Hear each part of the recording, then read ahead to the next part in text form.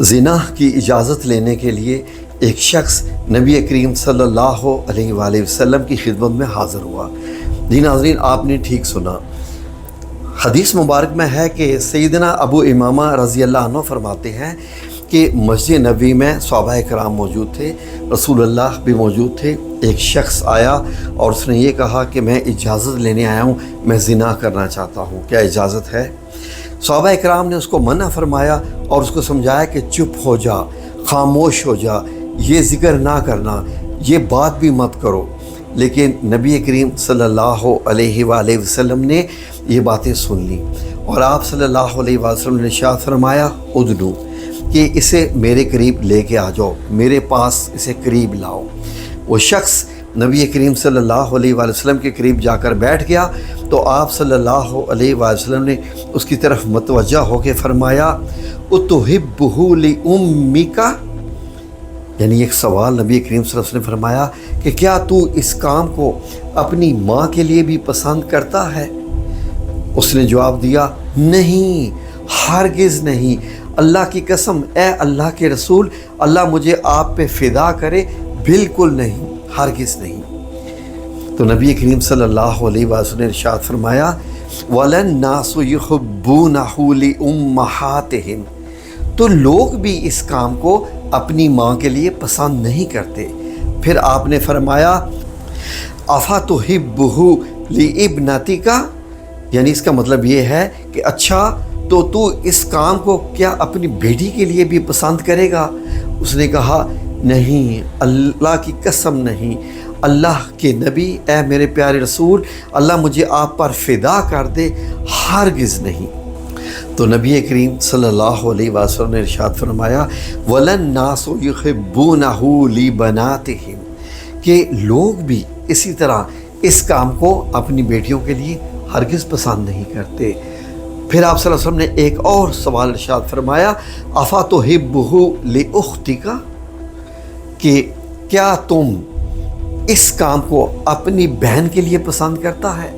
اس نے کہا نہیں، اللہ کی قسم، اللہ کی قسم، میری جان آپ پہ فدا، اے پیارے نبی، ہرگز نہیں، کبھی نہیں۔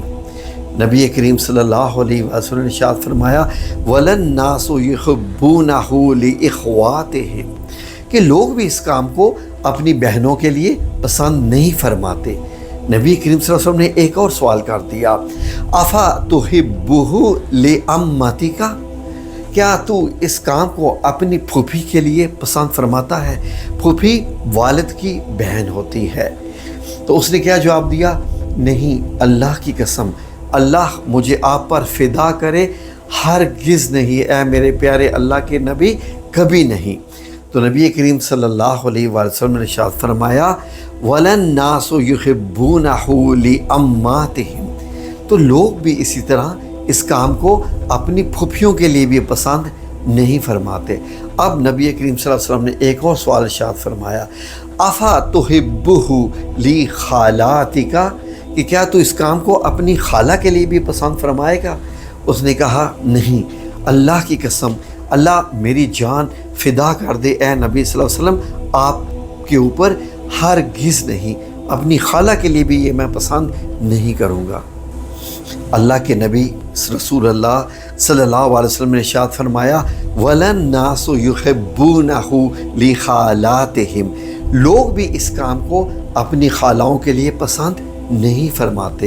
پھر آپ صلی اللہ علیہ وآلہ وسلم نے اپنا ہاتھ اس بندے پر رکھا اور یہ دعا فرمائی اللہم اغفر ذنبہ وطہر قلبہ وحسن فرجہ۔ اس کا مطلب ہے کہ اے میرے اللہ، اس شخص کے گناہ بخش دے، اس دل کو پاک کر دے اور اسے یعنی عصمت والا، عزت والا، یعنی اس کی شرمگاہ کی حفاظت بھی فرما۔ پھر تو یہ حالت تھی کہ یہ دعا کرنا تھی میرے نبی کی، اور اس شخص کی یہ حالت ہوگی کہ وہ کسی کی طرف جھانک کر دیکھتا بھی نہیں تھا۔